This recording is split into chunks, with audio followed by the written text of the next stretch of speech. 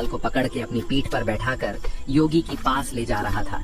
लेकिन बेताल ने एक शर्त रखी थी कि वह राजा को कहानी सुनाएगा, और राजा ने कहानी का गलत जवाब दिया तो वह वापस पेड़ पर जा लटकेगा। बेताल ने राजा को कहानी सुनाने वज्र मुकुट नाम और कहा काशी में प्रताप मुकुट नाम। एक दिन राजकुमार दीवान के लड़के को साथ लेकर शिकार खेलने जंगल गया।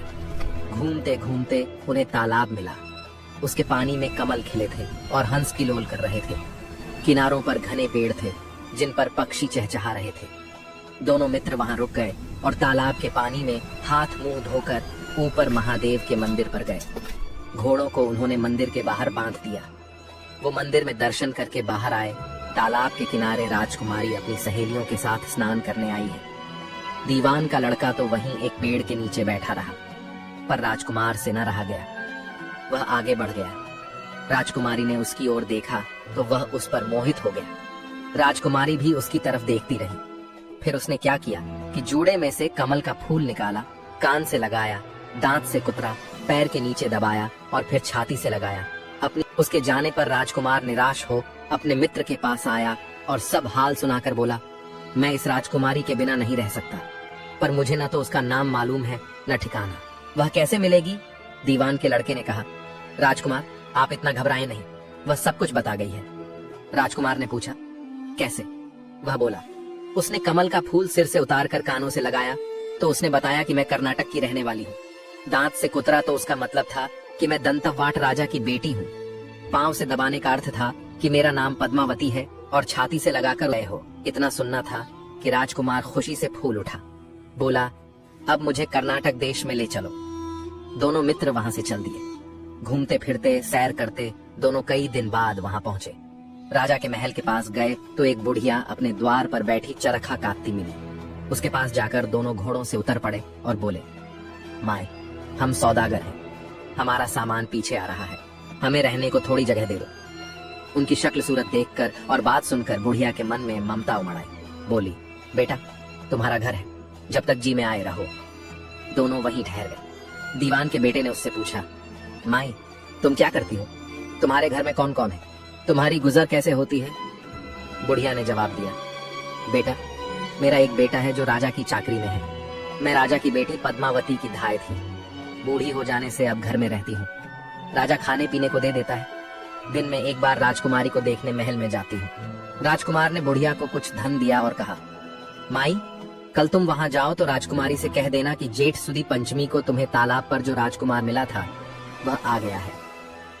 अगले दिन जब बुढ़िया राजमहल गई तो उसने राजकुमार का संदेश उसे दे दिया। सुनते ही राजकुमारी ने गुस्सा होकर हाथों में चंदन लगाकर उसके गाल पर तमाचा मारा और कहा, मेरे घर से निकल जा। बुढ़िया ने घर आकर सब हाल राजकुमार को कह सुनाया। राजकुमार हक्का बक्का रह गया। तब उसके मित्र ने कहा, राजकुमार, आप घबराएं नहीं, उसकी बातों को समझें। उसने 10 उंगलियां सफेद चंदन में मारी। इससे उसका मतलब यह है कि अब 10 रोज चांदनी के हैं। उनके बीतने पर मैं अंधेरी रात में मिलूंगी। 10 दिन के बाद बुढ़िया ने फिर राजकुमारी को खबर दी तो इस बार उसने केसर के रंग में 3 उंगलियां डुबोकर उसके मुंह पर मारी और कहा, भाग यहाँ से। बुढ़िया ने आकर सारी बात सुना दी। राजकुमार शोक से व्याकुल हो गया। दीवान के लड़के ने समझाया, इसमें हैरान होने की क्या बात है? उसने कहा है कि मुझे मासिक धर्म हो रहा है, 3 दिन और ठहरो। 3 दिन बीतने पर बुढ़िया फिर वहां पहुंची। इस बार राजकुमारी ने उसे फटकार कर पश्चिम की खिड़की से बाहर निकाल दिया। उसने आकर राजकुमार को बता दिया। सुनकर दीवान का लड़का बोला, मित्र, उसने आज रात को तुम्हें उस खिड़की की राह बुलाया है। मारे खुशी के राजकुमार उछल पड़ा। समय आने पर उसने बुढ़िया की पोशाक पहने, इत्र लगाया, हथियार बांधे। दोपहर रात बीतने पर वह महल में जा पहुंचा और खिड़की में से होकर अंदर पहुंच गया। राजकुमारी वहां तैयार खड़ी थी। वह उसे भीतर ले गई। अंदर के हाल देखकर राजकुमार की आंखें खुल गईं। एक से एक बढ़कर चीजें थी। रात भर राजकुमार राजकुमारी के साथ रहा। जैसे ही दिन निकलने को आया कि राजकुमारी ने राजकुमार को छिपा दिया और रात होने पर फिर बाहर निकाल लिया। इस तरह कई दिन बीत गए। अचानक एक दिन राजकुमार को अपने मित्र की याद आई। उसे चिंता हुई कि पता नहीं उसका क्या हुआ होगा। उदास देखकर राजकुमारी ने कारण पूछा तो उसने बता दिया। बोला, वह मेरा बड़ा प्यारा दोस्त है, बड़ा चतुर है। उसकी होशियारी ही से तो तुम मुझे मिल पाई हो। राजकुमारी ने कहा, मैं उसके लिए बढ़िया बढ़िया भोजन बनवाती हूँ। तुम उसे खिलाकर तसल्ली देकर लौट आना। खाना साथ में लेकर राजकुमार अपने मित्र के पास पहुंचा। वे महीने भर से मिले नहीं थे। राजकुमार ने मिलने पर सारा हाल सुनाकर कहा कि राजकुमारी को मैंने तुम्हारी चतुराई की सारी बातें बता दी हैं, तभी तो उसने यह भोजन बनाकर भेजा है। दीवान का लड़का सोच में पड़ गया।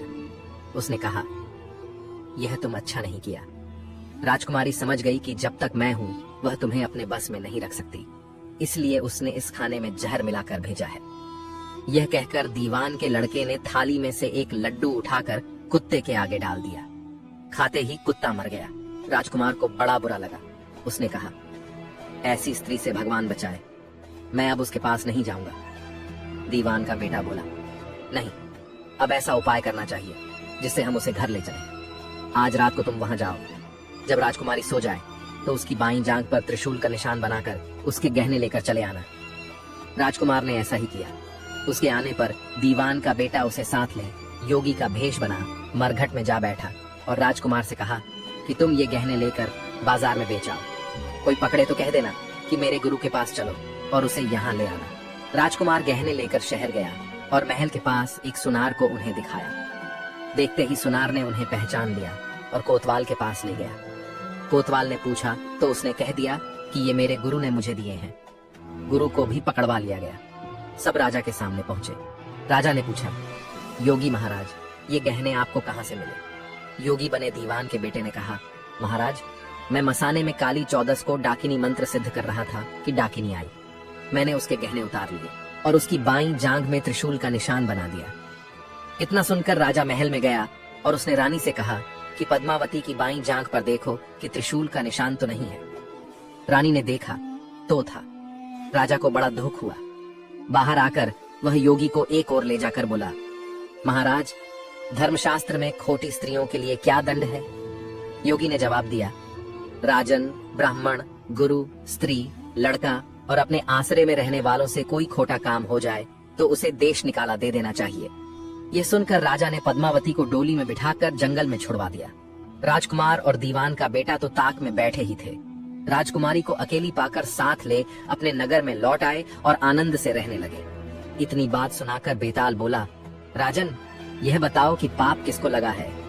राजा ने कहा, पाप तो राजा को लगा। दीवान के बेटे ने अपने स्वामी का काम किया। कोतवाल ने राजा को कहना माना और राजकुमार ने अपना मनोरथ सिद्ध किया। राजा ने पाप किया जो बिना विचारे उसे देश निकाला दे दिया। राजा का इतना कहना था कि बेताल फिर उसी पेड़ पर जा लटका। आगे की कहानी नेक्स्ट पार्ट में जानेंगे।